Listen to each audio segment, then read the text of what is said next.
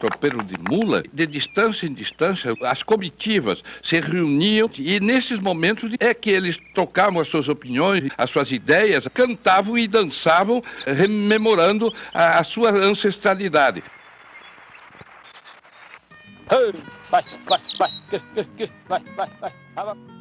O movimento tropeiro tem suas origens por iniciativa de bandeirantes paulistas no fim do século XVII.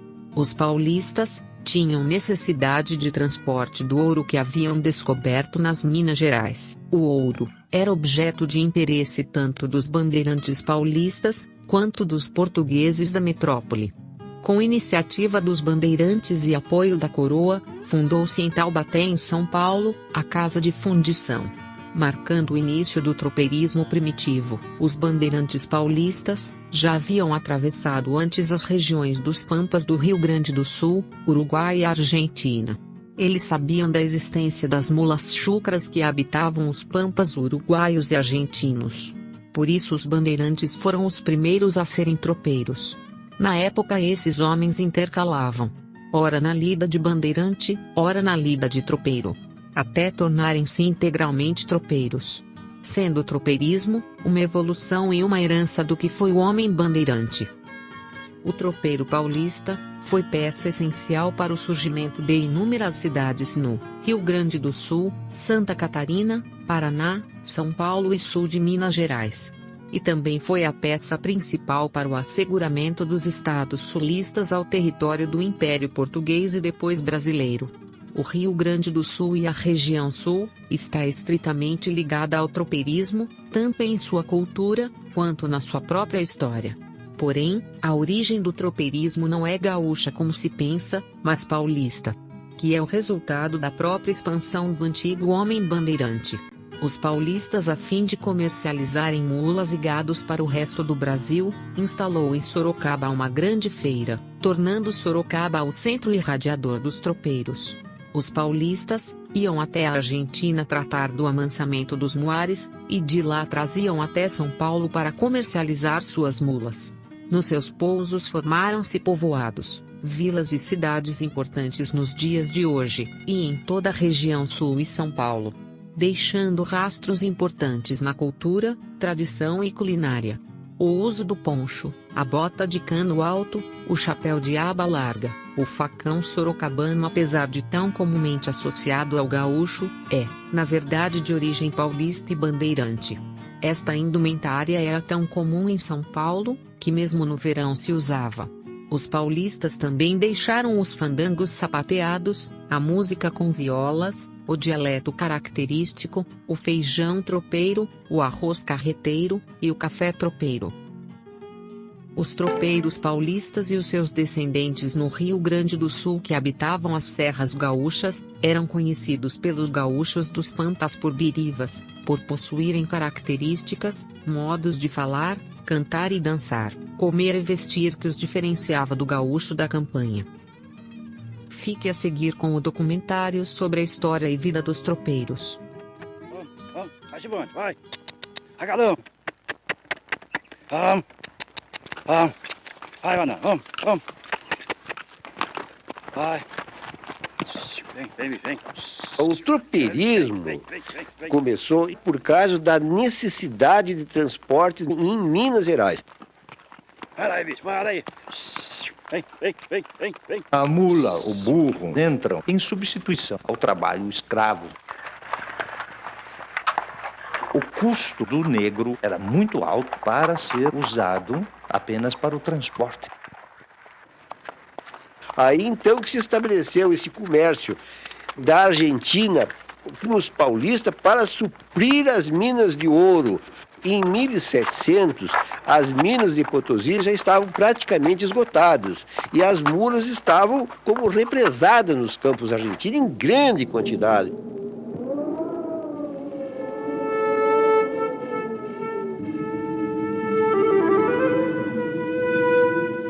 Salta no era una provincia productora de mulas. Las mulas venían de otras zonas, llegaban a Salta donde se las invernaba, se las criaba, se las engordaba y una vez gordas eran exportadas a otros países. La venta de mulas para la provincia de Salta fue un ingreso económico muy importante en ese momento. Para invernadores, traficantes, comerciantes, capitalistas, capataces y peones. É errôneo pensar que existiam manadas de mulas selvagens, porque a produção é dirigida.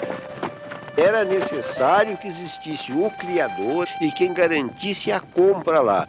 Inclusive havia contratos comerciais entre os criadores argentinos e paulistas. E o tropeiro entrava como transportador do animal em pé.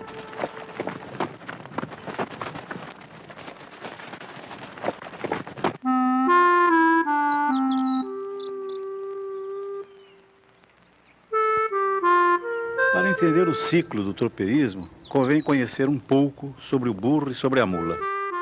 Eles são o resultado do cruzamento de animais de espécies diferentes, o jumento e a égua. Por serem híbridos, o burro e a mula são estéreis, não se reproduzem. Isso não impede que sejam excelentes animais para o transporte de cargas.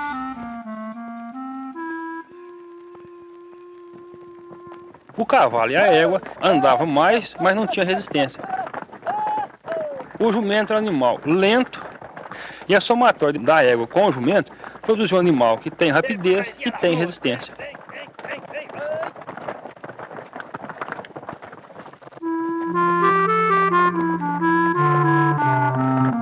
A tropa chucra é aquela de grandes manadas de animais selvagens que eram reunidos em diversas localidades da região missioneira, do Rio Grande do Sul, né, dos 7 povos das missões. Então eram tropas que iam sendo amansadas pelo caminho. Comitivas com centenas de animais, adquiridos numa fase em que não circulava o dinheiro. A economia era quase toda na base da troca dos câmbios. Daí a importância dos tropeiros, difundindo práticas de comércio, baseadas não em documentos escritos, mas no valor da palavra dada.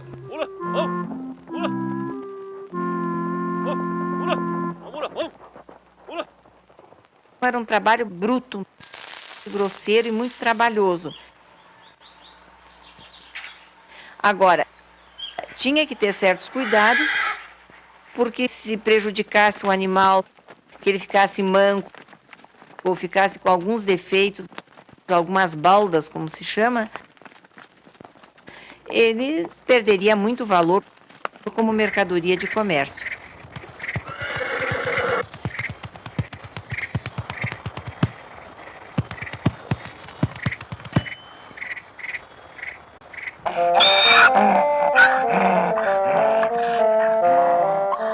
Dificilmente um jumento adulto vai conseguir cruzar com ela porque ele já habituou com o cheiro da jumenta. Ele tem que ser criado convivendo com égua e cavalo até a idade de maturação sexual, para poder pegar o cheiro desses animais. O primeiro ano de reprodução dele deve ser feito só com éguas, para ele habituar com o contato com a égua. O jumento passa para o burro e para a mula a força, a resistência, a rusticidade e na conformação, tamanho de cabeça, de orelha, formato de crina, de rabo, de casco. E a égua passa a parte de velocidade de andamento e o andamento.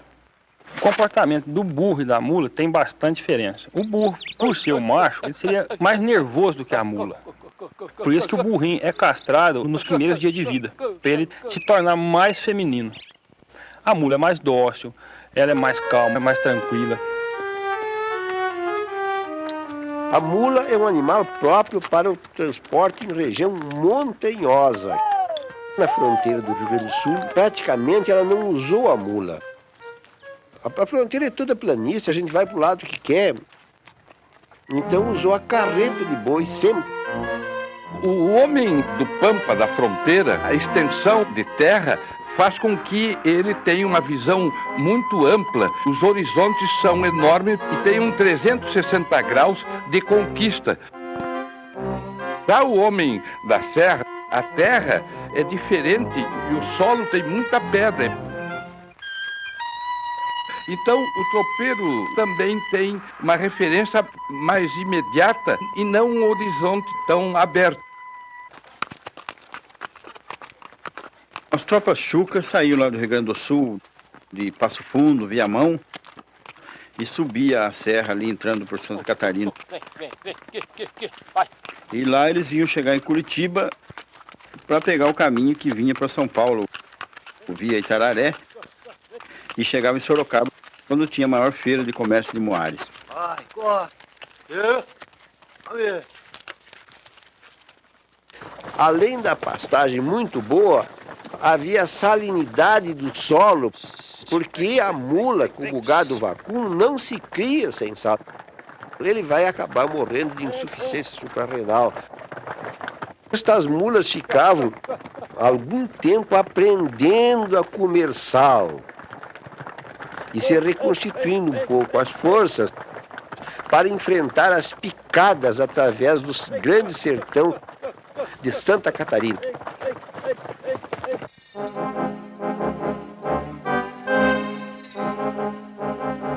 Normalmente eles subiam nessa região aqui, onde os tropeiros tinham muita dificuldade de trabalhar com manadas grandes de animais chucros. No Rio Pelotas foi considerado na época o melhor lugar para a travessia. Quando o governo se deu conta então que se fazia essa travessia e que era uma fonte de renda, eles instalaram o registro de Santa Vitória, de onde eram pagos impostos. Então era pago por cabeça, é uma fonte de renda muito grande. Foi considerado um dos mais importantes por ser o primeiro entre a província na época de São Pedro e o restante do país, que as tropas iam principalmente para São Paulo. E esse trajeto através do mato, ele era extremamente perigoso. Eles iam de revólver na mão, porque o índio temia a arma de fogo. Eles nunca se descuidavam.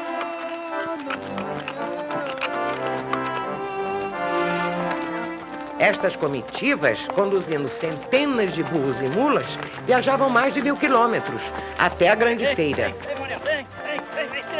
De olho na mercadoria, era preciso cuidar bem dos animais.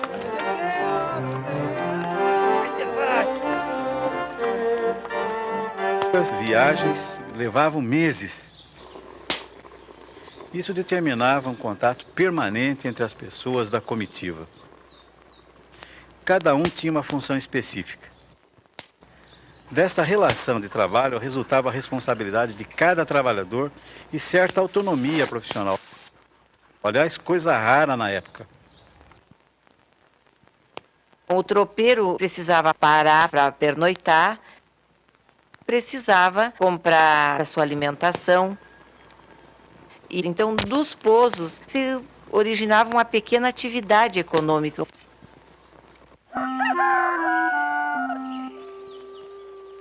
Logo surgiram ranchos onde se estabeleceu pequeno comércio.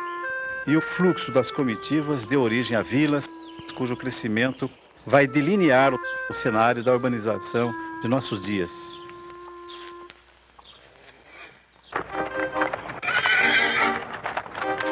A escolha de Sorocaba para as feiras de Moares deve-se à presença do rio Sorocaba, que formava uma barreira natural, e ali se localizou o registro de animais. Terras de servidão pública vão servir para a invernada com capões e aguadas. Os burros ficam presos dentro desse limite, facilitando assim o controle das manadas. A feira anual dava vida às cidades por onde passavam as tropas de Moares. Isso acontecia em Castro e em Lapa, ainda no Paraná, mas sobretudo em Sorocaba, no estado de São Paulo. O período mais vigoroso das feiras de Sorocaba vai de 1830 a 1870.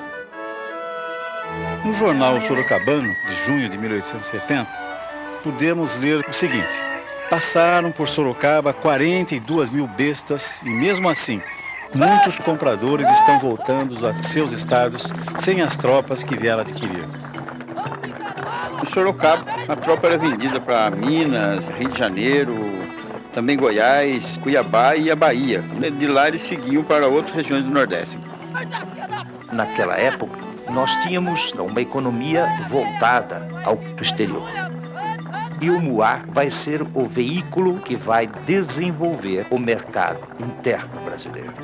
Junto com este mercado, desenvolve a integração nacional.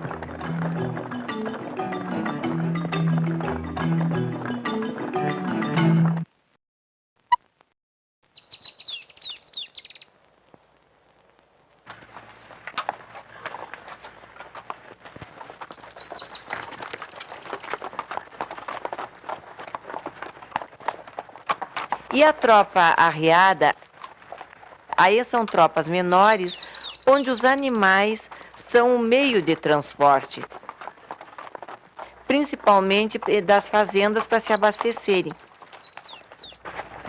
Então elas eram encilhadas, arreadas com bruacas, a embalagem usada para o transporte da mercadoria, e eles iam nos centros abastecedores buscar a mercadoria que faltava na região e levavam o excedente da região para vender nesses centros, onde faziam o comércio. O ciclo do tropeirismo foi o responsável pela integração socioeconômica do Brasil. O primeiro agente que levava e trazia informações foi o tropeiro. A tropa de burro, na realidade, era a única forma de transporte de mercadoria por terra no Brasil. Não havia estrada, não tinha caminho, as picadas eram estreitas. E esses animais aguentavam tudo, subiam o morro, atravessavam o rio, mata, em viagens que duravam meses. Esses burros ou mulas deviam ser domados, porque eles tinham que acostumar com a carga que chegava a 100 quilos por animal. E tinha que acostumar a seguir a tropa. Antigamente o pessoal desmamava a mulinha, o burrinho com 6 meses, soltava e voltava esse animal para o curral na faixa de uns 3 anos para poder começar a domar. Castigava, batia antes de montar para o animal ter medo, machucava. Hoje eu começo a doma racional. Então tem o trabalho de dar banho, de raspar o animal, põe a sela, põe a bridão na boca. E vai tendo mais contato do domador com a mula e o burro. Quando chega a montar, dificilmente o animal vai saltar. Fica um animal mais dócil, trabalhando desde o começo.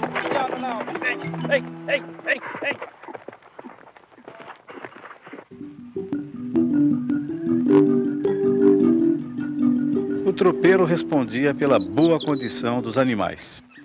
Não havia como substituí-los durante a viagem. Ele também era responsável pelas cargas transportadas. As tropas estavam sujeitas a todo tipo de dificuldades. Enchentes, atoleiros, regiões de difícil travessia. No fim de cada dia, era preciso baixar toda a carga para o descanso dos animais. No dia seguinte, tornar a recarregar.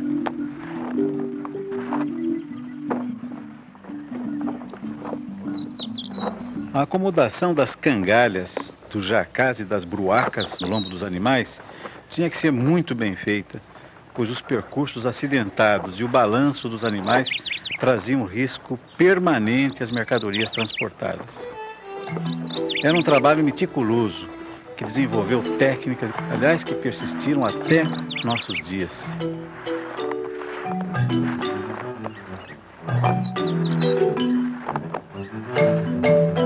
Dependia muito dos terceiros. Eram os artesãos da época. Dependia do ferreiro, do cangalheiro, do trançador de tentos, que era um homem específico no trabalho da tropa, o cesteiro, para fazer as bruacas. Tinha também aquele que cuidava dos animais. Então, ele não era um homem autônomo, porque era necessária a parada da tropa. E o tropeiro e a tropa precisavam daquela força de trabalho à beira do caminho para que ela pudesse seguir na sua trajetória. Ficou um rastro muito grande por onde a tropa passava, porque a tropa gerou cidades. O Vale do Paraíba tem quase todas as cidades nascidas de ranchos de tropas. Os estudos sobre o tropeirismo mostram como a passagem das tropas de burro contribuiu para a integração das diversas regiões do país.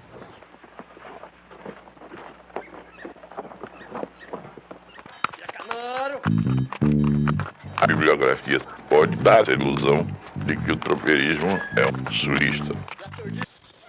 O tropeiro foi também um difusor de cultura, porque ele levava notícias, as modas, os instrumentos para trabalho novos que vinham da corte, que ele transportava para o interior, e também as novidades entre uma fazenda e outra, o que estava acontecendo na vila, o que havia de novo e até de drama, mortes. Diziam até que ele era um conversador muito bom, porque ele trazia essas novidades e era esperado ansiosamente nas fazendas mais distantes.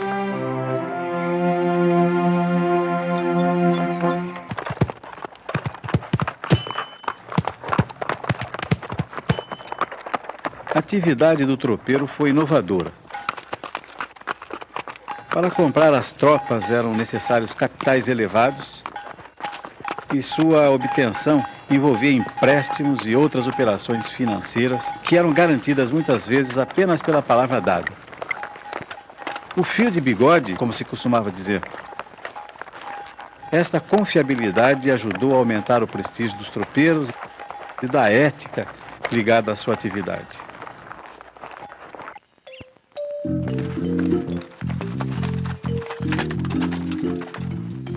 O burro, a mula, teve um pouco de decadência. Hoje, a atividade de produzir burro e mula está em ascendência, porque o burro e a mula têm resistência, trabalham bem e aguentam mais serviço do que um cavalo. Eu acho que atualmente o burro está sendo alguma coisa moderna, porque ele entra na vida ativa hoje de qualquer fazenda. Que nós temos tradição de gostar de burro, parcela, passeios, romarias. Tem também os fazendeiros que procuram burro de tração. Um burro desse porte puxa 1 tonelada de cana ou de capim na piê, né? E eu vendo muito para Mato Grosso também, ou no Tocantins, para burro de cangalha, para carvão, para tirar banana em lugar difícil, como também para tirar madeira do mato.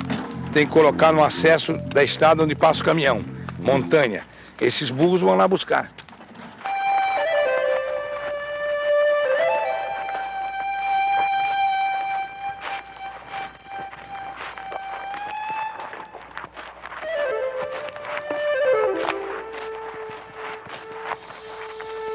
Aos tropeiros nós devemos mais do que a difusão de práticas comerciais.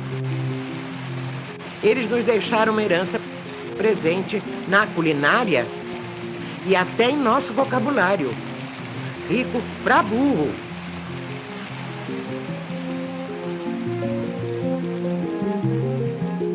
A permanência dos valores ligados ao tropeirismo tem a ver com a busca de identidade. Muitas comunidades que nasceram e cresceram graças ao trabalho destes pioneiros cultivam a imagem do tropeiro e fazem dele o símbolo do seu passado, de suas raízes.